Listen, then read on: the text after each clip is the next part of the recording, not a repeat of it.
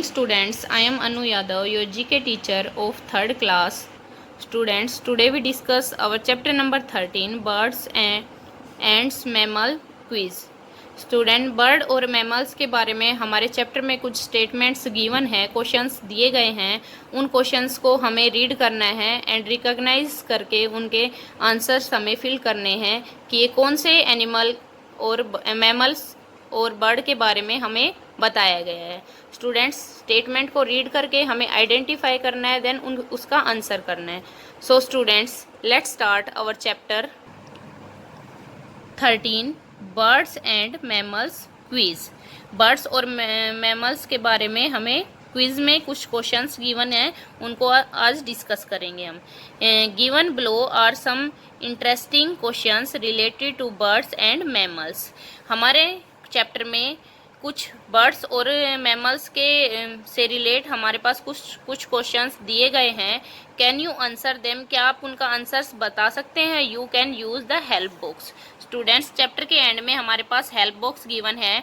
इसकी हेल्प से हमें अपने चैप्टर के फिलअप्स को फिल करना है, अपने क्वेश्चंस को आंसर करना है with the help of help box. Let's start from number 1। Which bird is known as the sea parrot? Students, ऐसा कौन सा बर्ड है जो कि सी पैरट के नाम से जाना जाता है? I repeat, which bird is known as the sea parrot?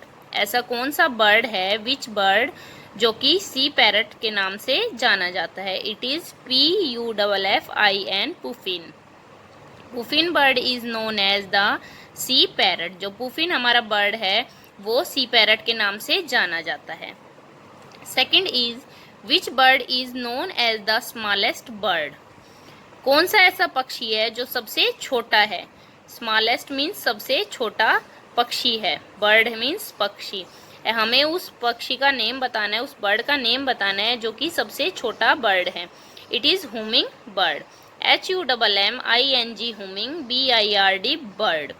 HUMMING, humming, BIRD, bird. Humming bird is known as the smallest bird. जो हुमिंग बर्ड है वो सबसे छोटा पक्षी है, सबसे छोटे पक्षी के नाम से जाना जाता है। थर्ड क्वेश्चन है हमारा, which bird is known as the biggest bird? Which bird is known as the biggest bird? कौन सा ऐसा पक्षी है जो सबसे बड़ा पक्षी है, सबसे बिगेस्ट है, बिगेस्ट बर्ड है? It is OSTRICH, ostrich. OSTRICH, ostrich. Ostrich जो हमारा बर्ड है, ostrich is known as the biggest bird. जो ओस्ट्रिच बर्ड है वो सबसे बड़ा बर्ड है। Which is known as the biggest snake? कौन सा स्नेक है, उस स्नेक का हमें नाम बताना है। कौन स्नेक का नेम बताना है कि सबसे बड़ा स्नेक कौन सा है, उसका हमें नेम बताना है। It is PYTHON, python. PYTHON, python snake जो है वो सबसे बड़ा स्नेक है। Python is known as the biggest snake. Next is, name the biggest sea bird. Sea bird जो है, जो सबसे बड़ा सी बर्ड है, उस सी बर्ड का हमें नेम लिखना है। It is ALBATROSS, albatross. ALBATROSS, albatross. Sixth is, name the only mammal which can fly. ऐसे मैमल का नेम बताना है जो ओनली एक मैमल जो कि उड़ सकता है, और कोई मैमल्स नहीं उड़ सकते, लेकिन वही जो एक ऐसा मैमल है जो फ्लाई कर सकता है, उड़ सकता है। It is BAT, bat. BAT, bat. Bat जो हमारा मैमल है, इट कैन फ्लाई, वो उड़ सकता है। Which bird is known as the national bird of India? कौन सा ऐसा बर्ड है जो कि भारत का राष्ट्रीय पक्षी के नाम से जाना जाता है? नेशनल बर्ड ऑफ इंडिया के नाम से जाना जाता है। उस बर्ड का हमें नेम बताना है कि कौन सा बर्ड है जो कि नेशनल बर्ड ऑफ इंडिया के नाम से जाना जाता है, भारत का राष्ट्रीय पक्षी बताना है उसका name. It is peacock. PEACOCK, peacock.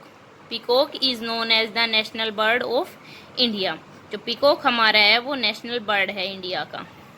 Students, एक बार फिर से हम रिवाइज कर लेते हैं नंबर फर्स्ट से। Which bird is known as the sea parrot? Sea parrot के नाम से कौन सा जाना जाता है? Puffin, PUFFIN, puffin is known as the sea parrot. Second is which bird is known as the smallest bird? कौन सा बर्ड है जो सबसे छोटा बर्ड है? Humming bird, HUMMING, humming, BIRD, bird. Which bird is known as the biggest bird? कौन सा bird है, उसका नेम बताना है कि कौन सा बर्ड है जो सबसे बड़ा है, सबसे बिगेस्ट बर्ड है? Ostrich, OSTRICH, ostrich. Fourth is which is known as the biggest snake? सबसे बड़ा, सबसे लंबे स्नेक का हमें नेम बताना है। It is python, PYTHON, python. Name the biggest sea bird? Sea bird का नेम बताना है, सबसे बड़े सी बर्ड का नेम बताना है। Albatross, ALBATROSS, albatross. Name the only mammal which can fly? ऐसे मैमल का नेम बताना है जो कि उड़ सकता है। Bat, BAT, bat. Which bird is known as the national bird of India? कौन सा बर्ड है जो नेशनल बर्ड के नाम से जाना जाता है, जो कि भारत का राष्ट्रीय पक्षी है? It is peacock, PEACOCK, peacock. Students, today we discuss our bird and mammals. Bird और मैमल्स के बारे में हमने कुछ क्वेश्चंस आज डिस्कस किए हैं। Students, write them in your fair notebook in clean and clear writing, neat and cleanly. I hope you understand our chapter number 13. So learn it and also fill it in your book. Thank you, students. Good morning, students. Today I will start your SST class online for class 3rd. Dear students, today's our topic is chapter number 16. Our first question is name some important tourist attraction in the Mumbai. जो मुंबई है हमारा, उसके अंदर सम जो important tourist attraction है वो कौन कौन से हैं? फर्स्ट क्या है? Gateway of India, gateway of India. Second है हैंगिंग गार्डन्स। थर्ड है एलिफेंटा केव्स। और फोर्थ है आर्ट गैलरीज। इसके साथ साथ और भी बहुत सारे टूरिस्ट अट्रैक्शन हैं हमारे मुंबई के अंदर। तो हमारा फर्स्ट क्वेश्चन क्या था? Name some important tourist attractions in Mumbai. Mumbai के अंदर जो इम्पोर्टेंट टूरिस्ट अट्रैक्शंस हैं वो कौन कौन से हैं? फर्स्ट क्या है? Gateway of India, GATEWAY, gateway of India.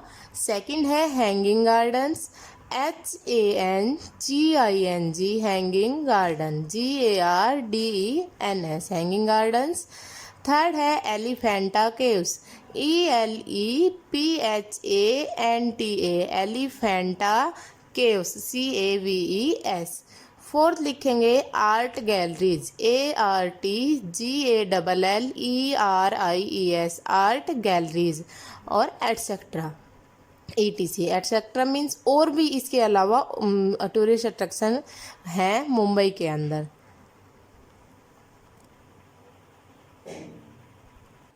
So dear students, हमारा नेक्स्ट क्वेश्चन है right 5 lines about the gateway of India. Gateway of India के बारे में 5 लाइनें बतानी है। आंसर क्या है? फर्स्ट हमारी जो लाइन है वो क्या आएगी? It is situated on the coastal of the Indian ocean. जो ये है हमारा मुंबई, गेटवे ऑफ इंडिया है, वो कहाँ पर है? कोस्ट पर है। किसके ऊपर? इंडियन ओशियन के तट पर है। It is situated on the coast of the Indian Ocean. It is situated on the coast of the Indian Ocean, Indian Ocean की कोस्ट पे सिचुएटेड है। सेकंड क्या है? The gateway of India is the most popular landmark of Mumbai. Mumbai के अंदर जो Gateway of India है ये मोस्ट पॉपुलर लैंडमार्क है मुंबई के अंदर। थर्ड हमारा है इट हैज़ 4 टावर्स। इसके कितने टावर्स हैं? 4 टावर्स हैं। और फोर्थ हमारा जो लाइन है वो क्या बनेगी? It has beautiful stone covering, it has beautiful stone covering. तो एक लाइन हम और लिखेंगे इसके अंदर। फर्स्ट हमारी लाइन क्या है? It is situated on the coast of the Indian Ocean, Indian Ocean के तट पर लोकेटेड है ये गेटवे ऑफ इंडिया। सेकंड है the gateway of India is the most popular landmark of Mumbai.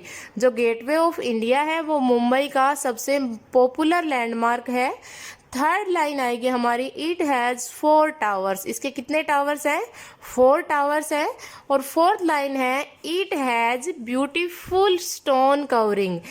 It has, HAS है बेटा यहाँ पे, it has beautiful stone covering. Fifth हम हमारी लाइन लिखते हैं। फिफ्थ हमारी लाइन है, it was built to mark the visit of King George V and Queen Mary to Bombay in 1911। ये कब बनाया गया था? जब जो 1911 में जॉर्ज किंग और जो उनकी क्वीन थी मैरी, वो यहाँ पे आई थे, तब बनाया गया था। It was built to mark, उनकी याद में या उनकी जब वो आए थे 1911 में, तब बनाया गया था। Mark the visit of King George V and Queen Mary to Bombay in 1911, 1911 में। डियर स्टूडेंट्स, हमारे जो सेकंड क्वेश्चन है उसकी 5 लाइनें हैं। फर्स्ट हमने क्या लिखी थी? It is situated on the coast of the Indian Ocean. Second हमारी लाइन थी, the gateway of India is the most popular landmark of Mumbai. Third हमारी थी, it has 4 towers. Fourth line थी, it has beautiful stone curving. और fifth हमारी line ये है, it was built to mark the visit of King George V and Queen Mary to Bombay in 1911. So thank you students. I hope you understand in this question. Dear students, you also learn and write these questions in your fair notebook. Should be neat and clean handwriting. Thank you so much. Hello, good morning dear students. I Rasmi ma'am, your science teacher from MLP International School Rajpura, and welcome back to our YouTube channel of MLP Group of School. So students, now let's start our science classes with the class 3rd. Okay, and in 3rd class today we will start our new chapter reading lesson 8, houses and clothes. Okay student, आज हम एक नया chapter start करने जा रहे हैं 3rd class में, lesson 8, houses and clothes. Houses means क्या होता है? घर, और क्लोथ्स मीन्स क्या होते हैं? कपड़े। Okay students, we will start our new chapter 8, houses and clothes. Okay, houses क्या होते हैं? घर। क्लोथ्स क्या होते हैं? कपड़े।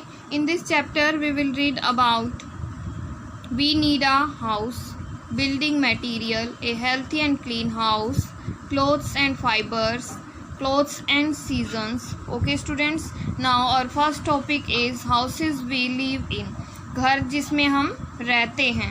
We need a house to live in. हमें घर की ज़रूरत क्यों होती है? रहने के लिए। Our house protect us from the heat of the sun. जो हमारे घर होते हैं वो हमें किससे प्रोटेक्ट करते हैं, किससे बचाते हैं? सन की हीट से, सूर्य की गर्मी से। ठीक है। द कोल्ड विंटर, जब ठंड होती है तो उससे बचाते हैं। ओके, स्टॉर्म से बचाते हैं। विंड एंड रेन से प्रोटेक्ट करते हैं। It also protects us from animals, और हमें किससे बचाते हैं? एनिमल से भी बचाते हैं। डस्ट एंड जम्स, जम्स क्या होते हैं? कीटाणु। Okay, what are the houses made of, जो घर होते हैं वो किससे बने होते हैं? हाउसेज कैन बी पक्का और कच्चा। जो हाउस होता है, घर होता है, वो पक्का भी हो सकता है और कच्चा भी हो सकता है। पक्का हाउस आर स्ट्रॉन्ग, जो पक्का हाउस होता है वो कैसा होता है? इसकी तरह पक्का हाउस कैसा होता है? स्ट्रॉन्ग होता है। Okay, they are also called permanent houses, और जो पक्का हाउस होते हैं उसको क्या कहते हैं? परमानेंट हाउस भी कहते हैं, स्थायी घर। They are made up of wood, bricks, cements, iron, rod and steel. और जो पक्का हाउस होता है वो किससे बना हुआ होता है? वुड, ब्रिक्स, ब्रिक्स क्या होती है? ईट, सीमेंट, आयरन, रोड से बना होता है और स्टील से बना होता है। Wood and glass are use to make door and window, जो लकड़ी और जो ग्लास होता है, कांच होता है, उससे क्या बनाया जाता है? घर का डोर और विंडो, दरवाजे और खिड़कियां बनाई जाती है। Flats and bungalows in city, जो सिटी में, शहर में क्या होते हैं? पक्का हाउस को क्या बोलते हैं? Flats and bungalows. And towns are पक्का हाउस, और जो नगर होते हैं, टाउन्स, वो भी क्या होते हैं? उनमें भी क्या होते हैं? पक्का हाउसेज होते हैं। कच्चा हाउस। नेक्स्ट टॉपिक क्या है students? Kachcha house. Kachcha house are made up of wood. किससे बना होता है? वुड से, लकड़ी से। Mud, straw and dry leaves. सूखी जो पत्तियां होती हैं, तिनके होते हैं, कीचड़ होती है, इन सब से मिलके कच्चा हाउस बना होता है। Such houses are not very strong. ऐसे घर स्ट्रोंग नहीं होते, मजबूत नहीं होते, ऐसा होता है kachcha house. Okay, they are mostly found in villages. और ऐसे घर कहाँ पे पाए जाते हैं? विलेजेस में, गांव में मिलते हैं। ए हट इज अ कच्चा हाउस। जो हट होती है वो क्या होती है? एक कच्चा हाउस होती है, झोपड़ी। Some people such as soldier and nomads do not stay in one place for a long time. कुछ लोग होते हैं जैसे सोल्जर्स, जो सैनिक होते हैं, नोमैड्स घुमंतु होते हैं, वो एक जगह पे नहीं रहते, ठीक है, ज़्यादा लंबे टाइम तक एक जगह पे नहीं रहते। They stay in houses that can be easily move from one place to another. वो ऐसे घरों में रहते हैं जो मूव कर सकते हैं, एक जगह से दूसरी जगह पे जा सकते हैं, जो घर जिनको लेके जाया जा सकता है। Such houses are called temporary houses. ऐसे घरों को क्या कहते हैं स्टूडेंट्स? टेम्परेरी हाउस कहते हैं। जो टेम्परेरी होते हैं, अस्थायी होते हैं, उनको मूव करा सकते हैं हम। फॉर एग्जाम्पल, टेम्परेरी हाउस कौन कौन से? एग्जाम्पल के लिए टेंट। अब आप टेंट को देख लो, जो टेंट होता है उसको हम फोल्ड करके कहीं पे भी लेके जा सकते हैं और वहीं पे टेंट लगा सकते हैं। और कैरावंस जो होते हैं उसको भी हम, कैरावंस को फोल्ड करके कहीं पे भी लेके जा सकते हैं। Tents are made up of strong cloths known as canvas. जो टेंट होते हैं स्टूडेंट, वो किससे बने हुए होते हैं? स्ट्रॉन्ग क्लॉथ होते हैं, एक मजबूत कपड़ा होता है, उसका नाम क्या है? कैनवस, उससे बने होते हैं। A tent can be folded, pack up and carried easily from place to place. जो टेंट होता है उसको फोल्ड कर सकते हैं हम और पैक करके कहीं पे भी लेके जा सकते हैं, प्लेस टू प्लेस, ठीक है। कैरावंस हैव व्हील्स। जो कैरावंस होते हैं उनमें पहिए होते हैं, व्हील्स होते हैं। And can move people and their belongings. और वो क्या कर सकते हैं? लोगों को और उनके सामान को एक जगह से दूसरी जगह पे लेकर जाते हैं। Okay, this is the picture of tent, house boat, igloo, caravan. Okay students, a house boat is a floating house made of would. जो हाउस बोट होती है वो एक तैरने वाला घर होता है जो पानी के ऊपर तैरता है, ठीक है। किसका बना होता है? वुड का बना होता है, लकड़ी का। It floats on lakes. ये कहाँ फ्लोट करता है? झील में, ठीक है, झील में तैरता है ये घर। Some places are very cold. कुछ जगह ऐसी होती है बहुत ठंड होती है जहाँ पे they are covered with snow. वो किससे कवर्ड होते हैं स्टूडेंट? स्नो से, ठीक है, जो बर्फ होती है उससे ढके हुए होते हैं। ऑल थ्रू द ईयर, पूरे साल वो स्नो से ही कवर्ड होते हैं। Houses made of block of ice. जो हाउसेज होते हैं वो किससे बने होते हैं? आइस से जो बने होते हैं, बर्फ से जो बने होते हैं, उनको क्या कहते हैं? इग्लू कहते हैं। आर फाउंड हेयर, ओके, जो यहाँ पे पाए जाते हैं। Okay students, Good morning students, myself Bala ma'am from MLP International School Rajpura. Now dear student, now we start our math online classes for class 3rd, and previous class we have complete our question number 1st to 6th of exercise 4.4. Now we do our question number 7th, and our question number 7th is there are 7,399 books written in different language in a bookshop. एक book shop है जिसपे different language में book है 7,399. If 3,588 of book of them are written in English. अगर उनमें से 3,588 book English में written है तो how many books are there in other language. तो कितनी जो रिमेनिंग बुक है वो कितनी बची जो अदर लैंग्वेज में है. तो देखिए बेटा, टोटल बुक्स दे रखी है और इंग्लिश की लैंग्वेज की दे रखी है, तो हमने अदर की निकालनी है. So dear student, our statement is, so dear student, question number 7 answer जो स्टेटमेंट होगी हमारी वो होगी total books in different languages. Total books कितनी है डिफरेंट लैंग्वेजेस में? 7,399. And books in English language, तो कितनी बुक्स थी जो इंग्लिश लैंग्वेज में थी? 3588। क्वेश्चन में पूछा है बुक्स इन अदर लैंग्वेज, तो लेफ्ट जो बचे हो वो अदर लैंग्वेजेस की है, सो अब हम इनको माइनस कर देंगे। सो now we subtract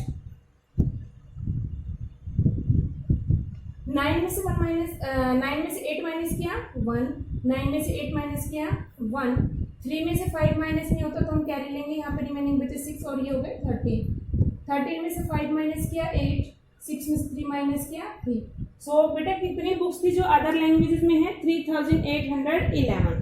so now we do our question number 8 and our question number 8 is there are 5647 people in a village.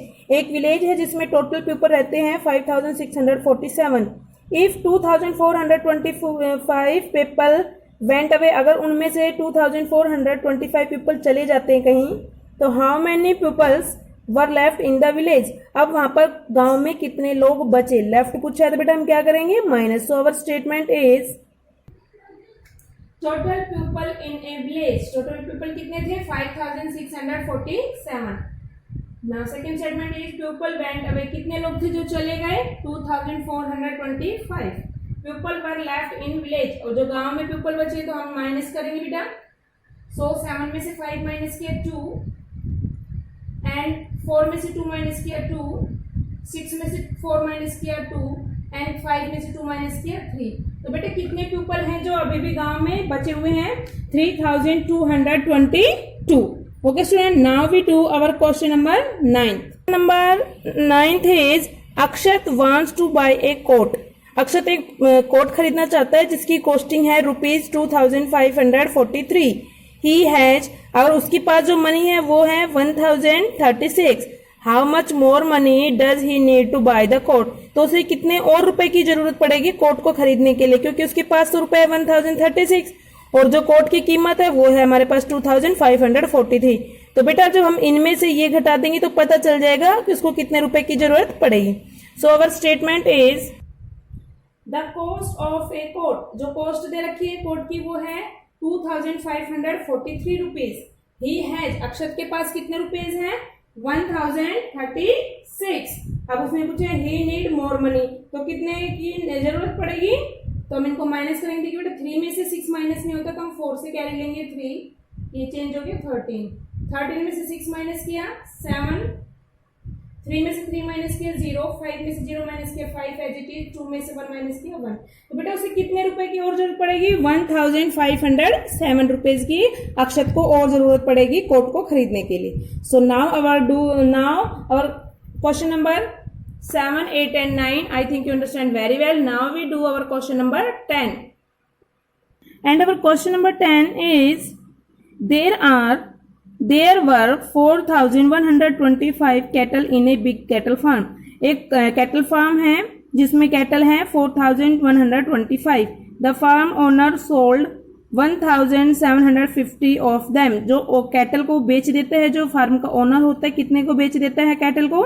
1750 cattle वो बेच देता है। तो how many cattle were left in the farm, तो अब farm में कितनी cattle left बची? तो लेफ्ट बची तो बेटा हम क्या करेंगे? इनको माइनस करेंगे। So our statement of question number 10, total cattle in a farm.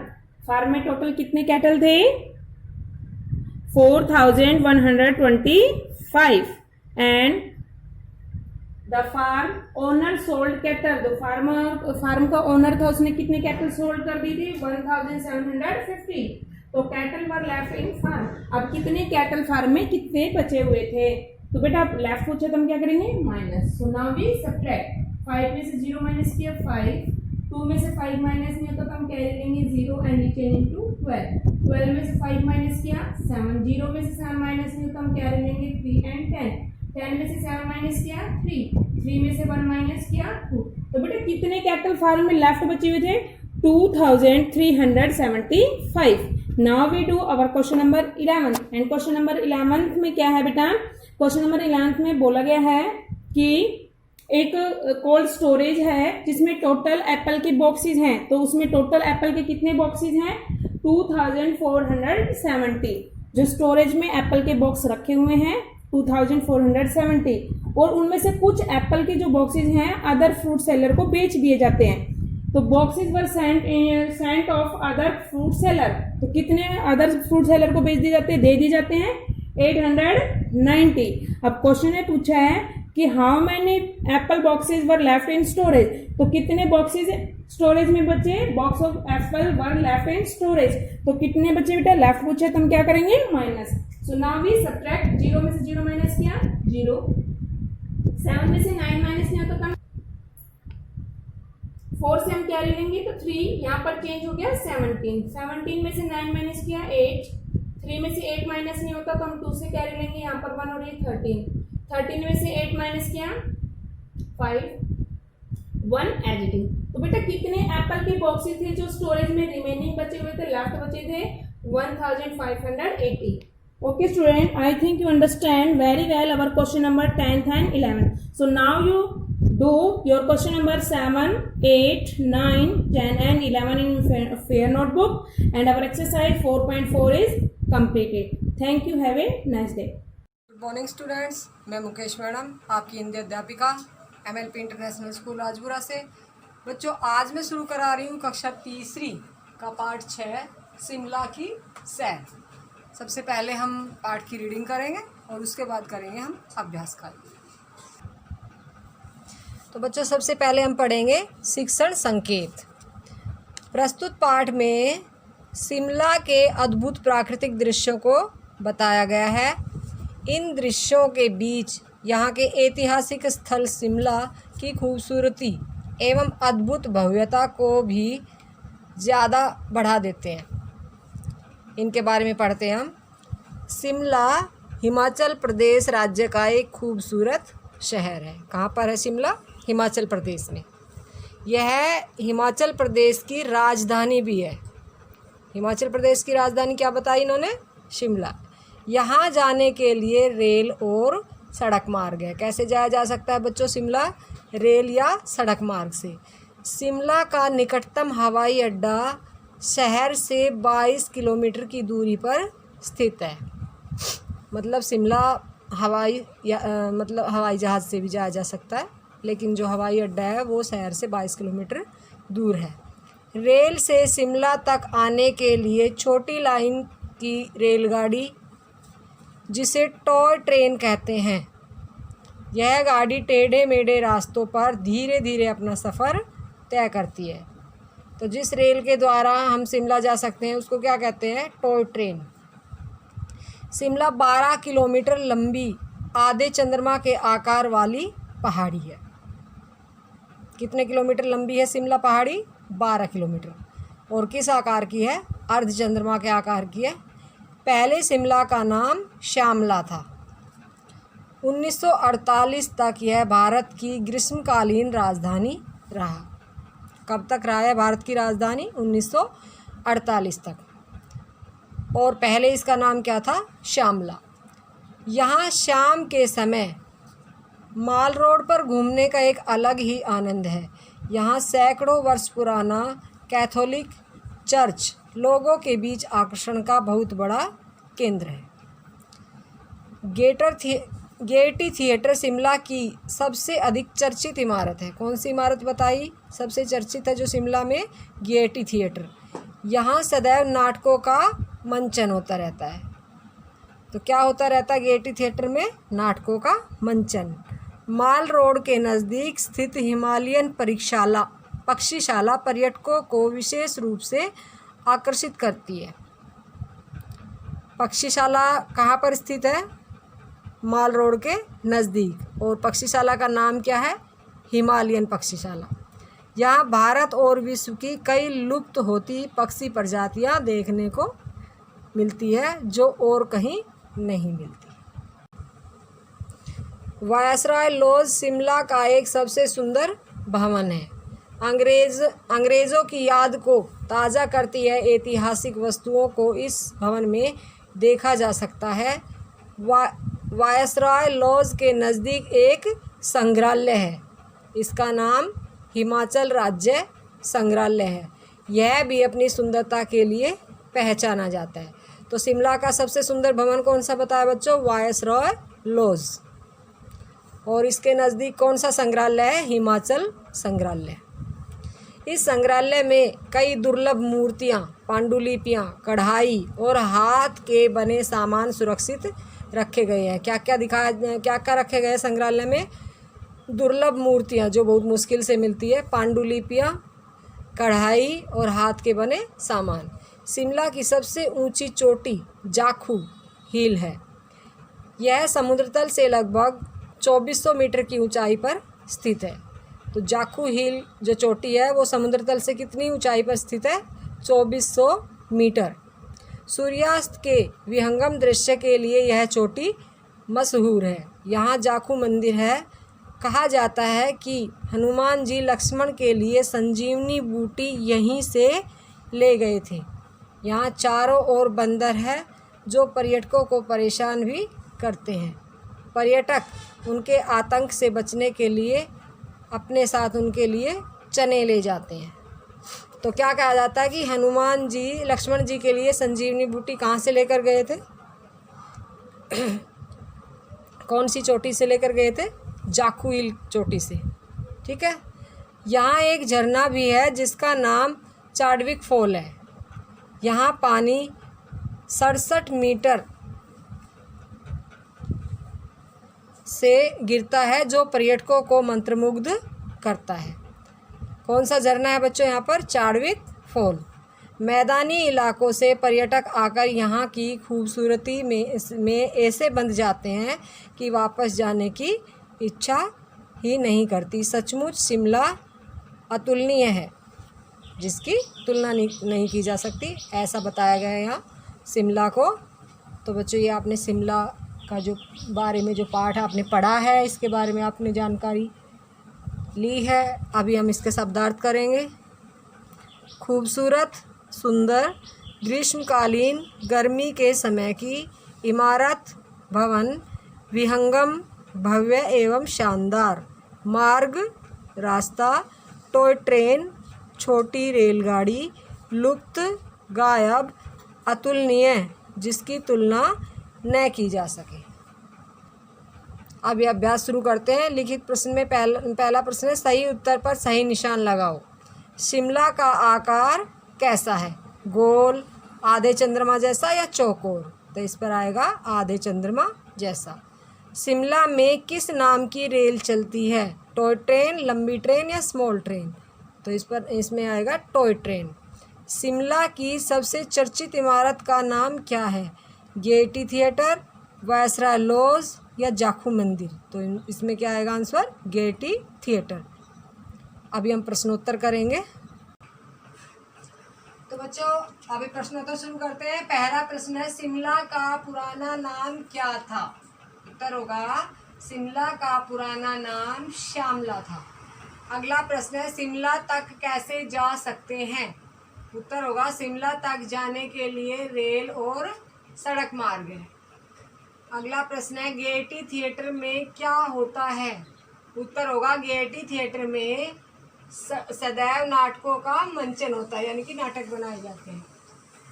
अगला प्रश्न है, हिमालयन पक्षीशाला में हम क्या देख सकते हैं? इसका उत्तर होगा हिमालयन पक्षीशाला में भारत और विश्व की लुप्त होती पक्षी प्रजातियां देख सकते हैं। तो बच्चों ये मैंने आपको पाठ पढ़ाया, इसका अभ्यास कार्य कराए। आप सभी को पाठ समझ में आ गया होगा। आप सभी को ये अभ्यास कार्य अपनी नोटबुक में सुंदर राइटिंग में लिखने हैं और याद करने हैं। तो बच्चों कल फिर मिलते हैं, तब तक के लिए धन्यवाद। Students of 3rd class, a very good morning to all of you. Students, I am Simran ma'am, your English teacher. In previous class, we have done our 3rd chapter's exercise and its question answer. So students, now in this class, we will start our chapter 5th. Our chapter name, The Tale of Chiro. In this class, we will start our 5th chapter reading. So let's start.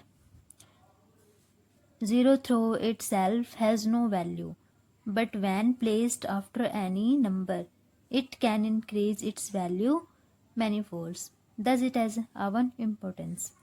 Zero की self कोई value नहीं होती, but अगर वो किसी number के बाद में आता है तो वो उसकी वैल्यू को क्या कर देता है, इंक्रीज कर देता है, उसको मॉडिफाई कर देता है. तो हर किसी की क्या होती है, कॉमन इम्पोर्टेंस होती है. जीरो की भी क्या है, कॉमन इम्पोर्टेंस होती है. उसी से रिलेटेड क्या है हमारा ये चैप्टर है. Once upon a time there lived zero. एक बार कौन रहता था, जीरो था. At first is was just a speck. Speck का मतलब क्या होता है, क्लक.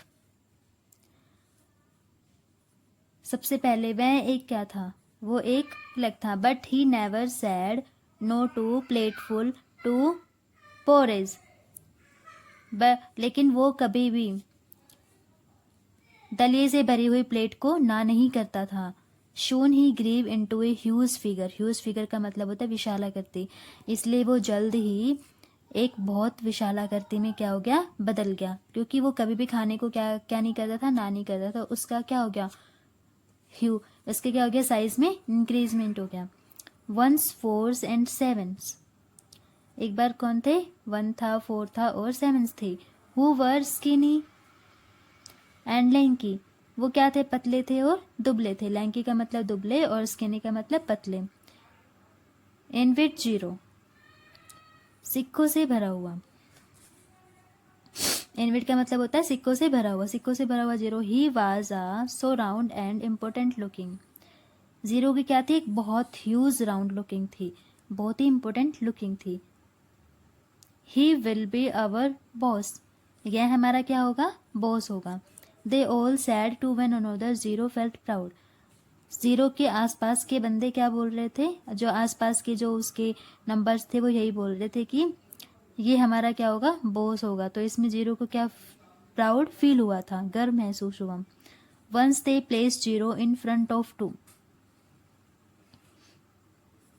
एक दिन जीरो के सामने किसको रख दिया गया, टू को रख दिया गया, थ्री को रख दिया गया एंड फाइव को रख दिया गया. And put A dot between him. और उनके बीच में क्या लगा दिए गए, डॉट लगा दिए गए. And the rest to so that he was a different. फिर बताया गया कि ये क्या दिख रहे हैं, बहुत ही डिफरेंट दिख रहे हैं. 2B, 3B, 5B और 0B. And would you believe it. क्या तुम इसमें विश्वास करते हो. The figures value dwindled 10 times. Dwindled का मतलब होता है घट गई. कि जो 3, 5 जीरो के सामने जो 3, 5 और 2 रखे थे उससे जीरो की वैल्यू क्या हो गई, बहुत ज़्यादा कम हो गई, घट गई. Up went zero in front of other figures. जब जीरो अदर जो फिगर्स है उनके सामने गया. And the same thing happened. उसके साथ वही सेम चीज़ घटित हुई. एवरीबडी मार्वल्ड. मार्वल्ड का मतलब होता है बड़ा आश्चर्य हुआ, सभी को बहुत आश्चर्य हुआ. And some were hear saying that zero merely looked big while in fact he was nothing at all. Merely का मतलब होता है केवल. सभी के मुंह से जीरो को यही आवाज़ सुनाई दी कि जीरो बस दिखने में ही बड़ा है और उसकी कोई भी वैल्यू नहीं है, कुल मिला के वो कुछ भी नहीं है. Zero was very upset at that. Zero यह सब सुनकर, यह देखकर बहुत ज़्यादा क्या हो गया था, अपसेट हो गया. He thought that something had to be done. उसने सोचा कि कुछ ना कुछ जरूर करना पड़ेगा. जीरो स्ट्रेच का मतलब बढ़ाया हिमसेल्फ. जीरो ने अपने आप को बढ़ाया. Stood on tip toy. देखकर. स्क्वेटेड का मतलब होता है अनादिकर. तो उसने अपना अनादिकर साइज को क्या किया, बढ़ाया. एंड ले on one side but nothing changed. और वो क्या हुआ, डिफरेंट साइज. उसने अपना डिफरेंट साइज किया लेकिन वो क्या हुआ, चेंज नहीं हुआ. उसका क्या हुआ, सेम ही साइज रहा. So students, I hope you will understand this first part of the reading of the chapter. And students, you also revise the first part of reading of this chapter in your book. Thank you and have a nice day.